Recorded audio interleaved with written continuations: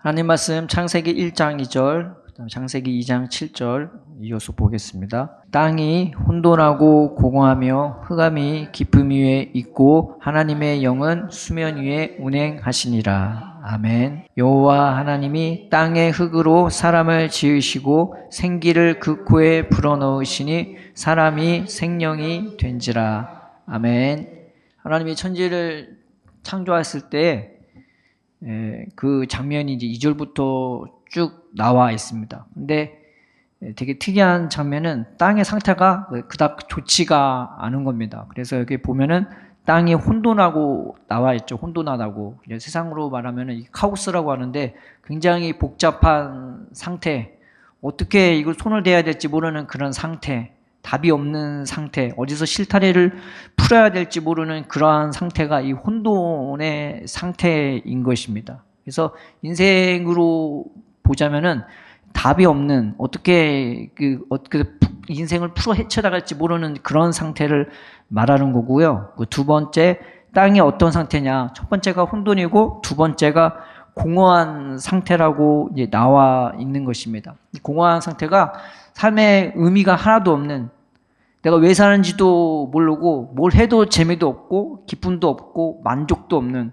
그냥 삶이 속이 텅텅 비어있는 그런 상태가 이제 공허한 상태라고 말하고 있는 것입니다. 근데 땅의 상태가 그러했대요.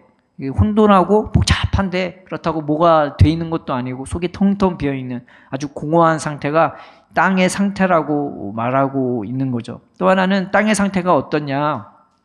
흑암이 깊음 위에 있다고 나와 있는 거죠. 그러니까 인생으로 치자면 인생이 그냥 깜깜한 거예요. 내가 지금 어디에 서 있는지도 모르겠고, 내가 지금 어디를 향해 가고 있는지도 모르겠고, 어떻게 내가 살고 있는지도 모르는, 그냥 인생이 깜깜해서 그냥 두려움밖에 없고 공포밖에 없는 그러한 상태가 흑암이 깊음 위에 있다고 이제 말하는 거죠. 그래서 하나님이 아브라함에게 나타나셔서 무슨 말씀을 주셨을 때 뭐가 임했냐면 흑암이 임했다고 나와 있거든요. 그런데 아브라함이 그 중에서 이제 공포를 느꼈다고, 두려움을 느꼈다고 했던 것처럼 인생이 두려움과 공포와 절망으로 가득 찬 그런 상태가 이제 흑암이 깊음 위에 있다는, 그냥 깜깜한 상태라고 말하고 있는 것입니다. 또 뭐가 있냐면 하나님의 영이 수면 위에 운행하고 있다는 건데, 여기서 말하는 수면이라는 것은 바다를 말하는 거거든요. 바다가 이 땅을 다 뒤덮고 있는 상태를 말하고 있는 거예요. 그런데 보통 성경에서 바다를 좋게 말하기도 하지만 안 좋게 얘기하기도 합니다. 그래서 바다의 세력을 보통 무슨 세력이라고 하냐면은 흑암의 세력이라고 말하기도 하고 사망의 세력이라고 그렇게 바다를 표현하기도 하는 거죠. 그런데 지금 땅의 상태가 그런 상태인 거예요. 뭔가가 나를 확 짓누르고 있어요. 뭔가가 나를 억압하고 있는 상태. 그래서 그 가운데서도 두려워하고 절망하고 하루하루 사는 게 고달플 수밖에 없는, 인생에 말하자면은 그냥 생각도 마음도 다 눌려있는, 내 육체도 다 눌려있는 그런 상태를 말하고 있는 것입니다. 그러니까 하나님이 세상을 창조했을 때 뭔가 좋은 것 가지고 세상을 만든 게 아니라요, 정말 답 없는 것 가지고, 보통 우리가 뭔가 좋은 거를 집을 짓고자 할 때는 좋은 재료를 갖다가 좋은 터에 자리 잡고 거기다가 좋은 재료로 이렇게 차근차근 기초를 쌓고 기둥을 만들고 덮고 벽을 만들고 안을 꾸미는 건데, 이거는 그런 상태가 아닌 거예요. 어떻게 손을 대야 될지도 모르겠고 보는 것도 힘든 그런 땅의 재료를 가지고 하나님이 천지를 창조하시기 시작한 거예요. 그런데 어떻게 하나님이 창조했냐? 말씀을 보니까 하나님의 영이 운행했다고 나와 있는 거죠. 근데 이 운행했다는 말이 강조형이거든요. 보통 쓰는 단어가 뭐냐면은 새가 날개를 엄청 포덕포덕거리면서 자기 새끼를 품을 때 쓰는 표현이 운행했다는 표현이고, 말하자면 지금 이 상태에 질서가 없는 상태인데 보통 질서를 잡고, 보통 어둠이 없으면은 그 어둠을 밝게 해고, 그 다음에 수면이 있으면 수면을 좀 걷어내고 그 다음에 창조를 할 텐데, 지금 하나님이 어떻게 하고 있냐? 정말 답 없는 그 땅을 가지고서요, 그 재료를 가지고 하나님이 그냥 그대로 품어버리는 장면이 오늘 창세기 1장의 2절이 되어버리는 겁니다. 그러니까 하나님이 그 우리를 붙드시고 인도해 주시는 장면이 굉장히 기이하고 신기한 게, 비록 내 삶이, 내 모습이 연약함 투성이라 할지라도, 부족한 것 투성이라 할지라도 그 모습 그대로 싸매어 주시는 하나님의 그 행동이 이 말씀에 그대로 고스란히 담겨져 있는 것입니다. 그래서 성경은요, 처음부터 복음이고 처음부터 은혜이고 처음부터 하나님의 그런 사랑과 은혜로서 가장 답없는 것 가지고 가장 하나님이 보시기에 좋은 것을 만드시는 그런 하나님의 사랑과 은혜가 이 창세기 1장 1절부터 쭈루룩 나와 있는 장면인 것입니다. 이게 창세기 1장 2절의 말씀이에요. 뭐 좋은 것 같고 하나님이 천지를 창조한 게 아니라 정말 안 좋은 것 가지고 하나님이 천지를 창조하셨다는 것을 하나님이 이 말씀을 통해서 우리에게 보여주고 있고 우리에게 말씀해 주고 있는 것입니다. 그냥 그 모습 그대로 싸며 주셔갖고 조금씩 그 땅을 바꿔 나가시는 장면이 1장에 쪼르륵 나와 있는 거죠.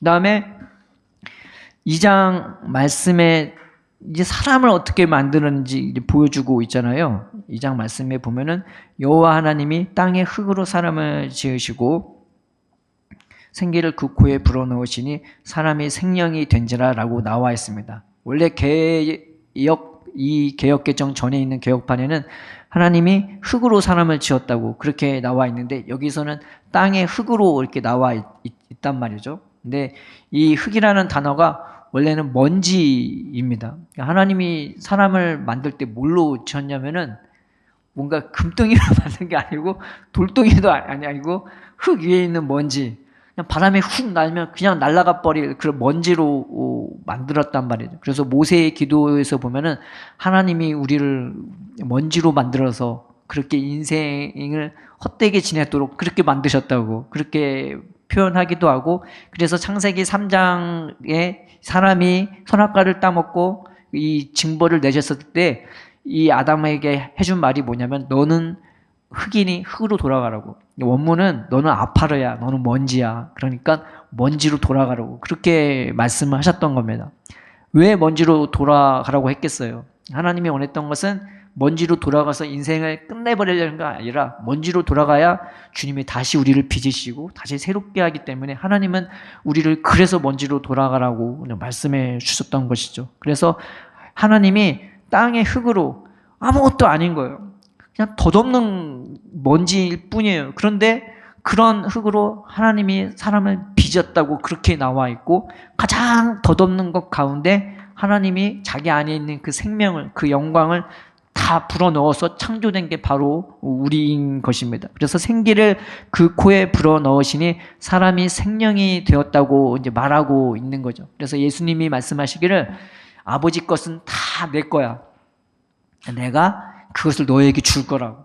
그게 바로 성령이라고 이제 말씀해 주었던 거죠. 사람이 안에 뭐가 있느냐? 바로 하나님의 그런 영광, 생명, 그런 온기가 가득가득한 게 원래 우리 존재 자체인 것입니다. 말하자면 우리는 세상에서 봤을 때 정말 답없는 것인데 하나님이 그렇게 싸매어 주시고, 그리고 가장 덧없는 인생 가운데 하나님의 생기를 확 집어넣으셨고요, 하나님으로 충만한 사람으로 만든 게 우리였다는 말이죠. 그래서 그 우리를, 세상을 창조하신 그 하나님이 우리 안에 거하셔서 우리를 세상 가운데 두신 이유는 무엇이냐?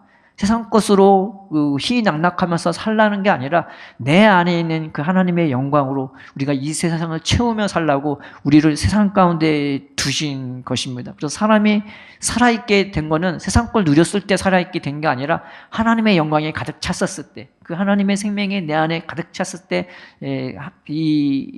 그 생명으로 살아있게 된 것입니다. 그래서 우리의 존재의 가치를 이 창세기 3장부터 처음부터 잃어버렸다고 우리 성경이 말해주고 하나님이 말해주고 있는 것이죠. 진짜 잃어버린 게 뭐냐?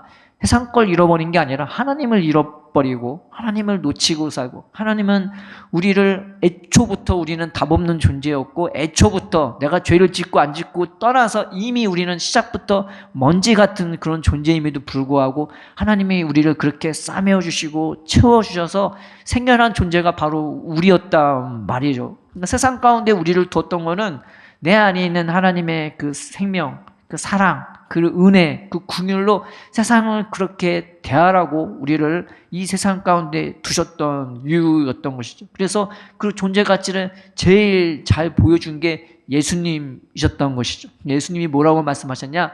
내가 아버지 안에 있고 아버지께서 내 안에 있음을 믿으라고. 그래서 예수님이 보면은 사람이 무엇인가, 인생이 무엇인가를 너무나 잘 보여주고 있는 거예요. 예수님이 보여주거든요. 말만 하는 게 아니라 보여주세요. 늘 하나님과 동행하며 하나님 안에 거하고 하나님이 예수님 안에 거하는 것을 볼 수 있고, 그렇게 삶을 하루하루 살아가는 게 무엇인지를 예수님을 통해서 보면은 볼 수가 있는 거예요. 그냥 자유해요. 은혜가 넘쳐요. 한 영혼을 대할 때 그냥 대하시지 않고 그 영혼을 얼마나 잘 아시는지, 그 영혼을 얼마나 사랑하시는지, 그 영혼을 얼마나 귀하게 보시는지 예수님을 보면은 알 수가 있고, 또 예수님을 가까이 하면서 내가 그것을 받아 누릴 수 있게 되어지는 것이죠. 그래서 사람들이 예수님을 가까이 했던 이유는 보통 사람을 있는 것으로 보고 따지는데 예수님은 그렇게 안 보고 그렇게 안 따지세요. 그냥 그 모습 그대로 사랑하시고 품으시고 귀하게 보니까 정말로 그 예수님의 사랑에 겨워서 그 은혜를 사모하는 자들이 예수님께 가까이 나갈 수밖에 없었던 것입니다. 예수님이 우리를 부르신 이유는 그 예수님 안에 있는 생명으로 우리를 똑같이 세워주시려고, 그 예수님 같이 살게 해주시려고 우리를 부르셨던 것이죠. 그래서 예수님이 십자가에 못 박기 전에 제자들에게 뭐라고 말했냐면은, 그 날에는 너희가 내 안에, 내가 너희 안에 있음을 너희가 알게 될 거라고. 똑같이 싸매어 주시고 채워 주셔서 우리를 하나님의 자녀같이 살도록 하나님은 우리를 그렇게 이제 부르신 것입니다. 그런데도 예수님 앞에 나와서도 여전히 그 인생의 헛된 것들만 이제 구하는 사람들이 너무나 많은 거예요. 우리가 인생 보이는 것들도 구할 수 있죠. 직장도 구할 수 있고, 대학도 구할 수 있고, 뭐 좋은 여자 만나는 것도, 좋은 가정 꾸리는 것도 구할 수 있는데, 문제는 그것만 구하는 거예요. 그것만 구하고 그것에 목을 매고 그것에 자기의 온 힘을 다해서 그것을 위해서라면 금식하고 애통하고 우는데, 진짜 하나님을 구하고 내 존재가 어떤 존재인지를 깨닫고 하나님의 나에게 어떠한 사랑과 은혜와 능력을 끊임없이 베푸는지, 이것을 구하는 데는 별로 반응하지 않는 그 모습을 우리가 볼 수가 있는 것입니다. 그래서 에레미야가 그 이스라엘 백성에게 했던 말이, 너희가 두 가지 죄를 저질렀다고. 하나가 뭐냐? 하나는 뭐냐면은 하나님을 버린 것, 그리고 그 하나님을 버렸는데 또 다른 웅덩이를 만들어 갖고 거기 그 샘을 저장하지 못한 터진 웅덩이를 만들어 갖고 거기다가 끊임없이 너희가 채워놓는다고. 세상껏 채워놓는다고. 아무리 채워놔도 이게 속이 뻥 뚫려 갖고 채우면 채울수록 더 빠져나가는, 더 찢어지고 더 넓어져서 오히려 빠져나가는 게 더 많은, 너희가 그런 죄를 저질렀다고. 너희가 두 가지 악을 행했는데, 하나는 뭐냐? 하나님을 버린 것. 또 하나는 뭐냐?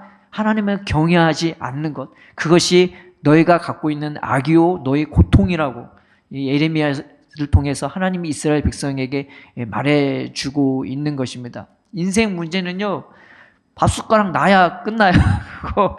아무리 뭐 결혼하고 가정 갖고 그러면 거기 안에서 또 뭐가 있고, 내가 직장 들어가도 거기서도 또 뭐가 있고, 또 괴로움과 근심과 걱정과 염려가 어디에 가든 무엇을 통해 가든 끝이 없는 거예요. 내가 중학교에서 1등하고 고등학교 가면 거기서 또 다른 경쟁자가 있고, 내가 거기서 1등하고 또 서울대 가도 거기서 또 다른 경쟁자가 있고, 그래서 그 끊임없는 이 고통과 근심이 이 세상에는 팽배하단 말이죠. 그래서 하박국 선지자가 말하기를, 인생이 불탈 것으로 수고하는 것과 헛된 일로 곤비케 되는 것이 만군의 여호와께로 말미암음이라라고 말하고 있는 것입니다. 세상에는 끊임없어. 그냥 불이 일어나면은 다 타버릴 것들, 그런 것들로만 힘을 쓰고 애를 쓰는 것입니다. 그래서 인생의 문제에 대해서는 우리가 빨리 이게 결론을 맺고 주님 앞에 나가야 되는 거예요. 인생 문제는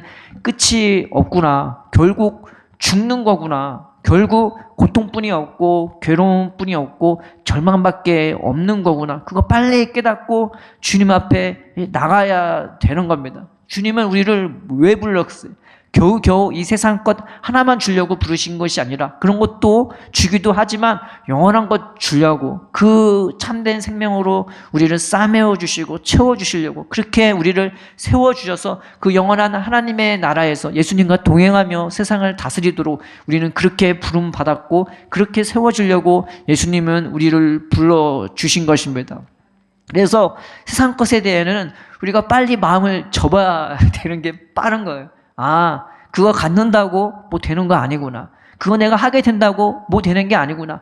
거기서도 또 다른 고통이 기다리고 있고 거기서도 또 다른 슬픔이 있고 또 다른 절망이 있고 이 창세기 1장 이전에 나와 있는 그런 혼돈과 그런 공허함과 그런 절망과 깜깜함과 그런 억눌림이 세상은 끝이 없는 거예요. 근데 그것에서 주님은 우리를 불러서 하나님이 싸매어 주시고 그럼에도 불구하고 내게 채워주시는 그 은혜로 우리를 세워주려고 하나님은 우리를 그렇게 불러주신 것입니다.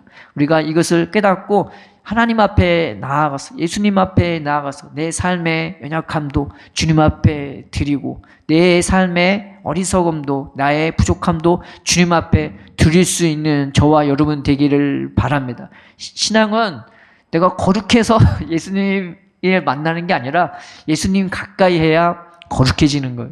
신앙은 내가 믿음이 좀 부족하기도 하죠. 그런데 그럼에도 불구하고 나를 끌어안아 주시고 그럼에도 불구하고 나를 사랑하시는 그 예수님께 가까이 나아야 그 믿음도 예수님을 통해서 내가 생기게 되고 또 그 믿음이 예수님을 통해서 자라게 되어지는 것입니다. 그래서 데살로니가에서는 사도 바울이 뭐라고 말했냐면 예수님이 왜 너를 위해 죽고 살았는지 아냐? 그걸 통해서 예수님과 죽든지 살든지 자든지 깨든지 주님과 함께 살게 하려고 하나님이 그렇게 해서 너의 주로 예수님을 보내셨다고 말하고 있는 것입니다. 내 삶에 여러 가지 어둠이 있고 절망이 있을지라도 내 모습 그대로 주님 앞에 나갈 수 있는 저와 여러분 되기를 주님의 이름으로 축원드립니다. 미국의 남북 전쟁이 끝난 시점에 그 수많은 고아원도 있었고 병원도 있었단 말이죠. 그런데 한 남매가 있었는데 아일랜드계 사람이었는데 이 어머니가 일찍 돌아가시고 아버지는 술주정뱅이에 맨날 술만 먹으면 애들 때리고 그러니까 이 애들이 살 수가 없는 거죠. 그래서 한 여자애가 자기 남동생과 함께 나와갖고 병원에 들어가게 됐는데 자기가 그렇게 사랑하고 아끼던 이 남동생도 얼마 안 가 이제 목숨을 잃어버리게 된 거예요. 그랬더니 이 여자애가 공황에 오게 된 거죠. 그래서 막 괴로워하고 절망하다가 결국 시력까지 잃어버린 거예요. 그러니까 이 아이를 이 간호사들이 사랑으로 막 케어해주고 도와주려고 하는데 이 애가 막 바락바락 소리 지르고 막 악을 쓰니까 누구도 이 아이를 캐치를 할 수가 없는 거예요. 붙들 수도 없는 거예요. 도울 수도 없는 거예요. 막 소리 지르고 악을 지르고 하니까 아무리 건장한 어른이라 할지라도 간호사를 할지라도 이 아이한테 가까이 묻고 다 학을 떼고 혀를 차고 막 갈 정도로 이 아이를 손을 못 댔던 거죠. 그런데 그 병원에서 어떠한 경건한 기도하는 그 간호사가 나이가 좀 드신 분이었는데 내가 이 아이를 맡겠다고. 그래서 이 아이를 맡아갖고 기도하면서 이 아이를 케어하기 시작했단 말이죠. 그래서 1년이 지나고 2년이 지나고 3년이 지나면서 이 아이가 조금씩 괜찮아지면서 마음의 안정도 오고 생각이 또 안정이 오고 그리고 이 눈도 대수술을 크게 해갖고 눈도 시력도 회복이 되고 그래도 사물이 두 개로 보일 정도로 평생에 그렇게 고생을 했다고 해요. 그런데 이 아이가 점자도 배우고 수화도 배워갖고 거기서 공부를 열심히 해서 1등하고 그래서 그 자기를 도와줬던 그 사람의 본을 따라서 자기도 간호사가 이제 되었던 것이죠. 얼마나 고마웠겠어요. 자기 같은 사람을 그럼에도 불구하고 늘 안아주고 이 아이가 처음부터 막 그 사랑에 감동해서 수그렸던 게 아니라 늘 때리고 막 소리 지르고 그럼에도 불구하고 그 아이를 계속 품어주고 울어주고 기도해주고 계속 도와줘서 이 아이가 결국 눈도 회복되고 건강도 회복되고 그리고 간호사도 된 그런 케이스가 된 겁니다. 그래서 간호사가 되어서 얼마 안 돼서 1880년도 중반에 나도 나를 케어해준 그 간호사가 한 것처럼 나도 누군가를 케어를 해줘야겠다. 누군가를 도와줘야겠다 했는데 신문에 한 광고에 보니까 웬 부잣집 딸인 거예요. 갔더니 이 아이는 자기보다 더 심해요. 앞도 안 보이고 귀도 안 보이는 거예요. 그런데 얼마나 악을 쓰고 소리를 지는지 그 수많은 그 개인 교사가 왔다 갔지만 간호사가 왔다 갔지만 다 두 손 두 발 다 들고 다 도망갔대요. 그래서 자기가 가서 그 아이를 보고 내가 이 아이를 평생에 책임지겠다고. 근데 이 아이가 얼마나 세상말로 지랄 맛인지 가만히 있지 않고 막 행패 부리고 소리 지르고 악을 쓰니까 이 간호사가 그 아이를 케어하다가 앞니가 나가기도 하고. 그 간호사가 누구냐면 앤 셜리반이고 그 아이가 헬렌 켈러였단 말이죠. 그런데도 자기가 받은 사랑, 그럼에도 불구하고 싸매졌고 그렇게 채워졌던 그 사랑이 이 안에 있으니까 이 아이를 버리지를 못하고 그 아이를 부둥켜 안고 또 이 아이 위해서 기도해 주면서 이 아이를 위해서 평생 희생하고 헌신하게 되었던 것입니다. 이 아이가 처음부터 헬렌 켈러가 이 셜리반 말을 잘 들은 게 아니고 막 끊임없이 그렇게 악을 쓰고 행패 부리고 소리 지르고 물건 집어 던지고 막 그랬음에도 불구하고 결국 이 아이를 품고 싸매줘서 이 아이가 이 사람을 통해서 문자를 배우게 되는 거죠.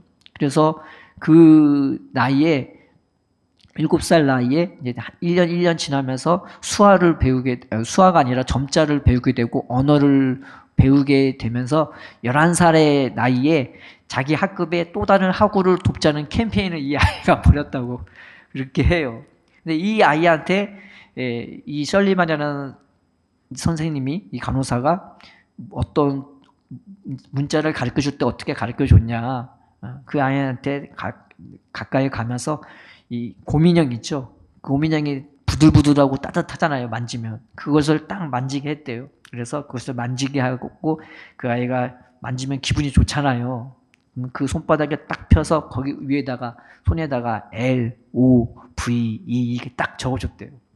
그게 사랑이라는 것을 이 아이가 그래도 직감이 좋아서 그걸 문자를 그렇게 배우기 시작했다고 해요. 그리고 물도 손으로 딱 가져다 대고 시원한 것 그리고 그렇게 만지게 해갖고 그 물 위에다가 손에다가 워터라고 써주고 그런 식으로 단어 하나하나를 가르쳐 줘갖고 이 아이가 문자를 배우고 평생에 어려운 사람, 장애인 그리고 다친 많은 사람들을 위로해주고 소망을 줄 수 있는 사람으로 이렇게 셜리반과 평생의 친구로 지냈다고 합니다. 그래서 셜리반이 이 사람의 친구가 되어줬고 개인 교사가 되어줬고 부모도 하지 못하는 일을 이 사람이 맡아서 그 아이를 평생의 부모처럼 돌보면서 그 아름다운 일들을 해낸 것을 우리는 보게 될 수 있는 거죠. 예수님이요. 뭔가 싸움을 잘해서 영웅이 된 게 아니었단 말이죠.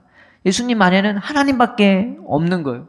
그런데 창세기 1장 28절에 너희는 생육하고 번성하고 땅을 정복하라 했던 말씀이 예수님을 통해 그대로 이루어졌어요. 무기 하나 없지만 사람의 마음을 정복하면서 예수님은 그 시대의 영웅이 되었고 은혜와 사랑의 영웅이 되었던 거죠. 근데 헬렌 켈러도 마찬가지예요. 앞을 보지도 못하고 듣지도 못하지만 그 안에 있는 하나님의 사랑이 이 사람을 싸매어주고 채워주기 시작하니까 그 사랑으로 누군가에게 위로해주고 소망을 주시는 그 사랑으로 세상을 정복하는 유인이 되는 것을 우리는 볼 수가 있는 것입니다. 우리의 삶에 내 삶이 비록 어둡고 깜깜하고 절망하고 어떻게 해야 될지 모르는 상황일지라도 주님 앞에 우리 자신을 맡겨드릴 수 있는 저와 여러분 되기를 주님의 이름으로 축원드립니다. 하나님은 우리 안에 있는 그 하나님으로 우리 안에 있는 생명으로 내 가정을 정복할 수 있게 내 하루하루의 일상을 정복할 수 있게, 그리고 내 일터도 정복할 수 있도록 우리를 친히 붙드시고 인도하시고 이끄시는 분이시기 때문이십니다. 우리가 예수님 앞에 우리 자신을 맡겨드리면서 예수님, 나를 오늘도 붙들어 달라고. 어쩔 때는 그렇잖아요. 하나님, 나 예수님 믿은 지 꽤 된 것 같은데 왜 나는 아직도 이 모양 이 꼴입니까? 라는 말이